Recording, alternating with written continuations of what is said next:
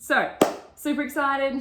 This morning I have my beautiful cousin here. She is trapped from Melbourne. We are really happy about it. But she now has news that she's going back, which we're a little sad about, but happy for her because her heart's happy. So I really wanted to interview Cassie today for a few different reasons. She's a huge inspiration to me. She is a godsend. She is one of my besties. And yeah, while she was up here, I said, let me interview you. So welcome, Cassie. Hi. To the Evolved Lifestyle. Thank you for having me. You're welcome. Cassie's like the queen of podcasts, so I feel like a little weird that I'm interviewing her, but it's like... I feel weird being interviewed. It's weird not having the control, but I'm here. I'm a passenger. I'm ready. Relax. Enjoy it. So... The reason I love Cassie is, and I was just telling my family last night, Cassie has had a passion for music for as long as I can remember. And so I wanted to firstly ask you, what is life like in the music world coming from, introduce yourself first and why I'm asking this question, but going from loving music as a child to being so heavily in the industry, how does that feel? Yeah, so Explain what you do first and why I'm telling you. I don't even know what I do. I'm a professional in the music industry and I have been for, I feel like, my whole adult life. On paper, I'm the digital music lead at Triple M. So I look after all of their digital music content, which is a really broad title, and I do a lot underneath that. I also run my own music consultation company called Peachy Entertainment, which now just does consultations and bookings, but I used to do bookings, management, touring, like all of that. And I also freelance and do, coaching and mentoring within the music industry for other companies. And I do so much more as well. There's like a DJ, there is so much more to it. And so I remember being young and loving music and wanting to be in that world. I saw Almost Famous when I was about 15 years old, which was life-changing for me. Yeah, and it was such a coming-of-age film, and I think I related so much to the lead character, who is based on Cameron Crowe's life, and anyway, that's a whole nother story. And it's a funny thing because I'm such a music fan. Like, I'm still a fan, right? Like, I did go through that phase of being at concerts and being a little bit cool because I worked in it and I felt that you had to be a certain personality and you couldn't express your love. But recently, and I think it comes with being more confident in myself and being more established as a professional, I'm like, hang on, I could be a fan. Like, if I wasn't a fan, there would be no industry, right? If there's no fans, there's no industry. And so I am shamelessly at the front row and there is plenty of bands out there and upcoming bands that I am just a mad fan for, and they're like, oh, like, we want to give you this for free, and I'm like, no, I love your music, like, I'm, and it's like I still am discovering new bands that I feel as excited about as I did when I was a 14-year-old discovering music, and it wasn't always that way. It's definitely been recently that I've rediscovered that I'm falling in love with why I love it again. I love that. So you essentially got this ego at one stage of look who I am and look what I'm doing, and you didn't want to be too cool for the bands, and now you're like, hey, I just want to be a massive fangirl and fangirl at you. And it became a chore then. Like, it was work and it was hard, and it shouldn't be. Like, we don't do it for anything other than the love of it and wanting to help musicians, and that's why I'm in it anyway. Yeah, and so I noticed that you said I do this or I did this and now, and so is this because of the change in the music world with COVID and everything that's happened? You were just talking about the difference in what you do now. Yeah, it's a difference in me. I've become a lot more comfortable with who I am and where I am in the industry, and I'm not trying as hard. Yeah, okay. I'm still doing a very good job and I still do the best I can do, but I'm not trying as hard, if that makes sense. But definitely in the last year, so the music industry, I feel, has copped it worse than any other industry. And maybe that's because I'm more emotionally invested in it, and my friends and my partner and my whole community is in music. So I'm seeing just how hard it has been. And me as a fan, I miss it. Like, I miss mosh pits. I miss live music, like, I miss other people's sweat on me. As weird as it sounds, I miss that so much. You're so gross. I'm so gross. But I haven't been without that since I was like 16 years old. It's been a lot of my life. And I did make a decision through COVID, once I got a bit in a better financial position, because I was hit pretty hard losing all of my freelance work literally within a week, which does make up a lot of my income. And then I lost, I went from 5 days to 2 days work. So my world was completely shaken. And then I saw the impact it had on musicians, and I just decided once I could afford it that I would spend, X amount of money per month on an independent band that I was a fan of. So whether that's buying their single that they've got available for free and giving them $40 instead of $0, or buying a t-shirt, or, because I recognized the lack of support that they were getting. And that was just my way of kind of giving back to the industry. And it's been really nice because I've been able to kind of connect with these bands on a different level and have conversations, and everyone's been super grateful. And yeah, so that's, I guess, my COVID mark. Yeah, and I love that because you've interviewed some of the biggest names in the industry and people would see that, and then here you are supporting the little ones, or the ones that are coming through, or the ones that are struggling, or the ones that are, potentially might not survive, because you could be up here supporting these ones, but you're like, hey, I see this industry. And that comes back to your passion and your love for the industry. I was only saying, so I lived with Cassie when I was 14, 15, we shared bunk beds, and in our room was just giant records, like old vinyl records on the wall, and CDs. You had CDs, and that was when CDs were like a new thing. Like CDs were new. Yeah. We went from cassette tape, radio to cassette to CD. That was what, and so then you had the CDs on the wall. And so that just comes from your passion and love for the industry, I think. Yeah, since I've kind of understood how the business works, I've made an effort of supporting the local musicians. And I've definitely had my fair share of free tickets and free CDs and t-shirts and all that stuff. But when I learned the expense that was for the local bands, I really make an effort to pay my money. If people want to send you stuff, that's fine. But like, if I really like your music, I will pay for it. Yeah. I've, never illegally downloaded any music either. Never, because I just was like, that's robbing from my own pocket, essentially. Yeah. So the more money that is in the ecosystem of music, the more money I'm going to make, right? Yeah. That's how it works. Yeah. And so you were one of the ones that had to experience the stage 4 crazy lockdown in Melbourne. Tell us what that experience was like from a muso's perspective. You went from being out every single night, DJing, playing music, being such a socialite, to being in extreme lockdown. What was that like for you guys? Besides the obvious that it was hard, I think. Yeah. Besides that, which I think that everyone's talked about, it was really nice to discover who I am away from my social life. I live in Melbourne. I live like in the city pretty much. I'm, like you said, I'm out all the time, and I've got this really great group of friends, and there's a network. But it was really nice for me to discover who I was without that. And I think a lot of that was part of my personality. Like, woohoo, I'm out. And I definitely stepped away from the party girl thing of like being out till 4 a.m. and drinking. That's kind of, I shed that side of me a few years ago because it's like not sustainable, and it's really, really bad for you. So I definitely have lost that step of it. And then now I know that I can be successful and popular and interesting without needing that. And that's been really great for me. And my partner is a musician, and it's been hard with him not playing, but he started doing live stream gigs in our lounge room. Cool. So like every Friday I got to see live music, and I got to help him run that as well, which was really fun. And I learnt a lot, which is, that's just invaluable as well. And we got to work together as a team, and that's been really special. And our relationship has just the strongest it's ever been.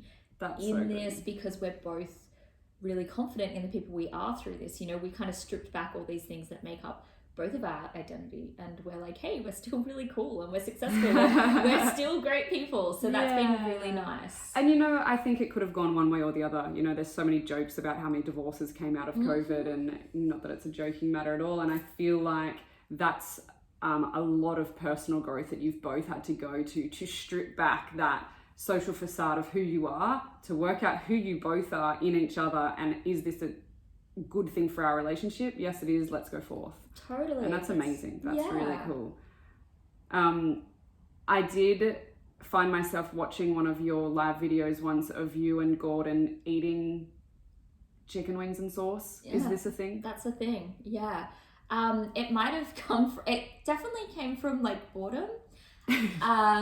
So we both were in a pretty bad spot financially.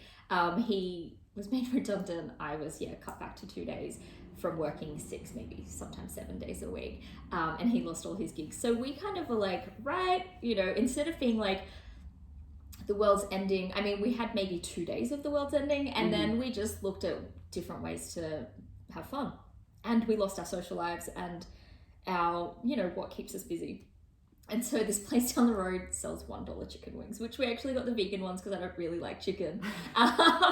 And there's a show on a YouTube called Hot Ones, which is just this really fun guilty pleasure YouTube show.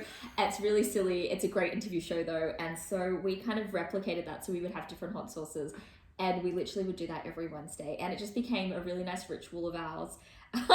I always hear about people that watch things on Instagram or Facebook or YouTube, and I always think that's so weird. Kids watch other kids unpack toys, and I'm like, why do people do that? And all of a sudden, 10 minutes into this video, I'm like, I'm watching my cousin eat hot wings. Like, what is this? I'm still like, I mean, we did. It was great. It was really entertaining. Videos.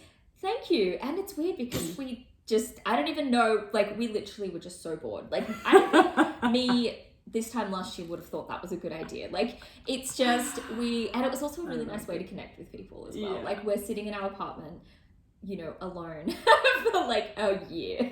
So it's crazy. Really nice, I guess, for people to see us who miss us as well, which I never realized that when we were doing this silly video of us dressed the same. I loved watching you guys connect. I liked you and Gordon being cheeky together, and it was a bit of fun. And I would never have eaten any sauce quite that hot, ever. Yeah, hey, it's like... Cassie's like, do you want to do it? I was like, no, not at all. I'll watch you. What you gotta do to like get a kick. So one of the things I really love about you is that during all of this, like, I was definitely super worried about you at the beginning because you're in the music industry, because you were in lockdown, because you guys were just having to change everything with no warning. And I remember reaching out to you a couple of weeks in, and I was like, hey, I have a bunch of masks left. I want to send them to you so you guys can sell. And you were like, you know what? I'm actually in a better financial position than we were before. And I was like, wow. So I would love for you to just give maybe 3 tips or words of advice on what people can do to get creative in their careers. Their careers were pumping, they were loving it, they were where they were at, and then something happens, whether it's COVID or whether it's just that shit happens, stuff comes up. Yeah. How can they get creative in furthering their career or just even detouring where they're at? Yeah, I'm very goal driven. And so it's just looking at your goals differently and looking at your skill set differently. So I have always worked in music, but I've always found different ways to work in music, right? So although I've always worked in music, I wear a lot of different hats and I have a lot of different skills. So when COVID hit, and all my work was, I guess, dropped, I just looked at my skills I had and things that I was capable of doing and changed them a little bit. So I've always done consultations with artists and new musicians, I think, for like the last 6 years with Peachy Entertainment. But I actually was doing consultations with other creatives. So people who are artists, people who I even had a consultation with a lawyer looking at a new avenue of life. And cool. And just pivoted that way. And it was just really fun for me because I got to still apply those same, same like kind of coaching skills. Coaching, but with different creatives. And so instead of just looking at musicians, I could expand my business and who I then was pitching to. I did the t-shirt collab, which anyone who follows Shell would know that, I did this really cute peachy t-shirt with High Teas, who is my friend's cousin, right? So it's like, and you're friends with my friend, it's this whole small world. And that just blew my mind. And it was just finding a like-minded creative, and we worked on this t-shirt design together. I mean, it was all High Teas, artistic creation. Do a little plug of this t-shirt, if you would like a cheeky tee, it's like got these 2 peaches right at the breast, and I love them. So you can go to Peachy Entertainment or High Teas and you can grab those. They're super cute. And that was just a really fun project to work on. And it was something that, people were asking me, hey, you're going to do your t-shirts again? And I didn't even think of it this time last year. I wouldn't have even thought of even putting more time into Peachy, but I did, you know, and it's paid off. I also took on a job with a charity that came up that I just saw, and it was part-time, and I'm now still working with them on a contract basis. Cool. And I've actually created a podcast for this charity that's giving, you know, these underprivileged Australians a voice. And so that's been really great to utilize my skills from the radio industry and the music industry into charity, which is something that I've been volunteering on the side for a while.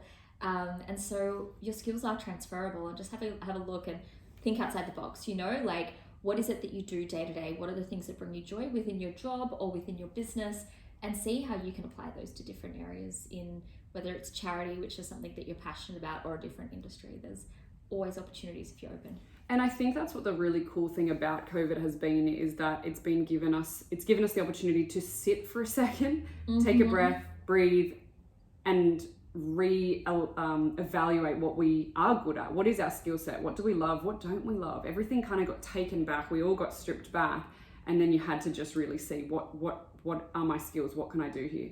Totally. So I love that you've taken your skill set, put it into charity work. You've done collaborations and transferred your skills still in the same industry, but kind of where else can I use them? And I guess that's what's perfect with the internet and YouTube and podcasts and this.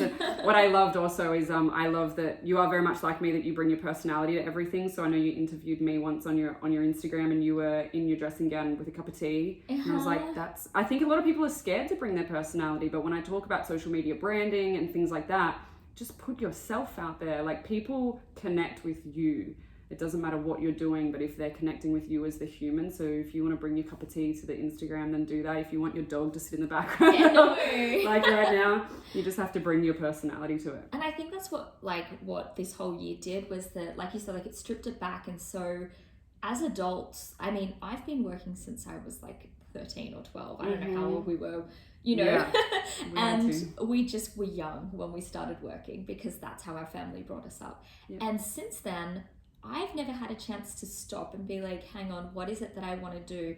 I literally have like a weekend in between new jobs. You know, I think there was one point of which I had time off because I had a mental breakdown, and I was forced to have time off, but it wasn't really time off. It was like schedules and appointments and different parents in my life babysitting me, you know, like it wasn't a chance for me to stop and go, what is it that I want to do? Because my brain was still in survival mode and trying to work out my next step. I'd moved house and, you know, all of that in that time. And so I think that as terrifying as it was, it's really great for us as adults to have this opportunity to stop and reset. And you've done it too. You were running a boutique at the start of this, and now your life has completely changed. And I think that, you know, it's been really horrible, but that was just, I see that as such a gift, and I've realigned what I want in life.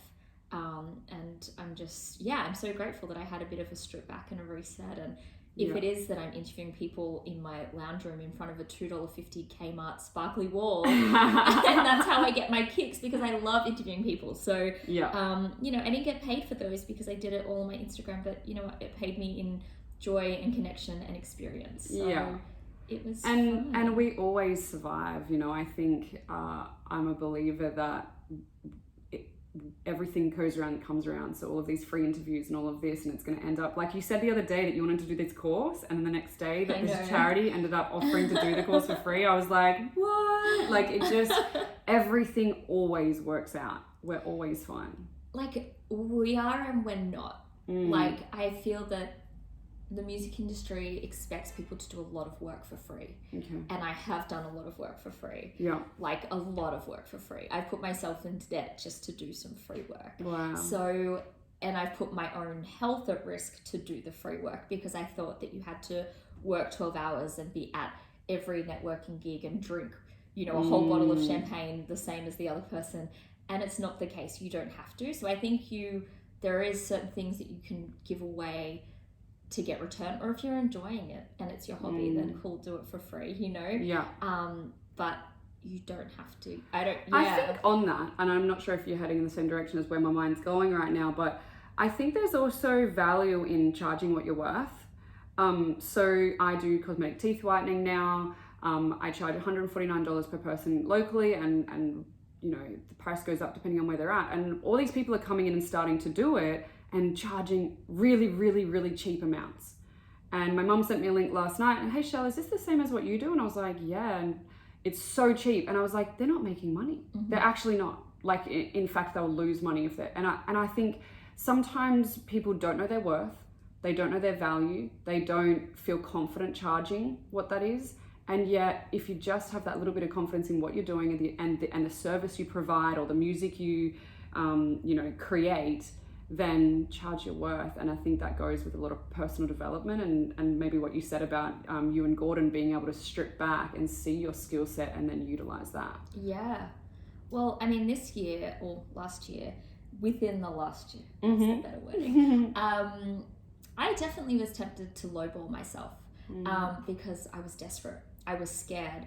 I was going, like I said, I worked from like 6 to 7 days a week to 2 days a week. I had no idea what the future held. I had no idea when I would start making money again.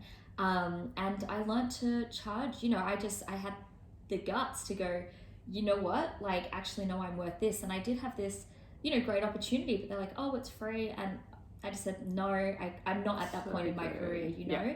And then when I said no to them, this another opportunity, literally, like a hosting gig came and said, hey, can you do this? And this is what we want to pay you, which was double of what I offered the other person. So it did come around, and it's just having that confidence. And I know that I'm a great host. I know that I'm great at interviewing. I know that I'm great at consultations. And if you don't want my service, that's fine.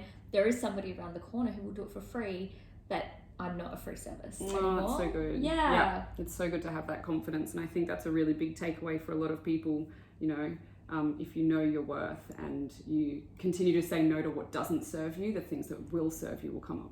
Totally. And like, there's this great podcast I love. It's called Bad with Money. I listened to it this year and it taught me a lot, right? Like it really helped me navigate this last year, and it's been really great timing.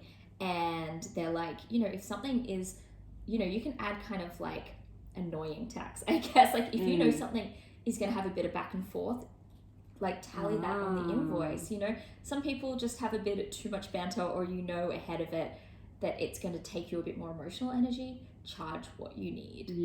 So that's something that I never thought of before. That's really cool. That's really cool. Yeah, I like that. I'm going to take that on board. Yeah. I mean, I think it's bullshit tax, but I said annoying tax to be PG. No, so Dylan's a roofer, and sometimes he gets called to jobs and he's like, oh, this is going to be a hard one, you know, and it's not necessarily the physical. Sometimes it's the emotional. That's exactly it. Yeah. That's amazing. We're going to wrap it up now. We wanted to do a short and sharp one this morning with lots of good little gems in it. We have loved having you here. If anyone wants to follow you or find you, where will they do that? Instagram, Cassie_Walker. Why did I have to think? What is my name again? What is my name? And then everything is in my bio.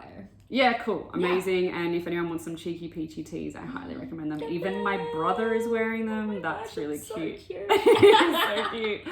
I love you. Thanks for listening, and we'll speak to you soon.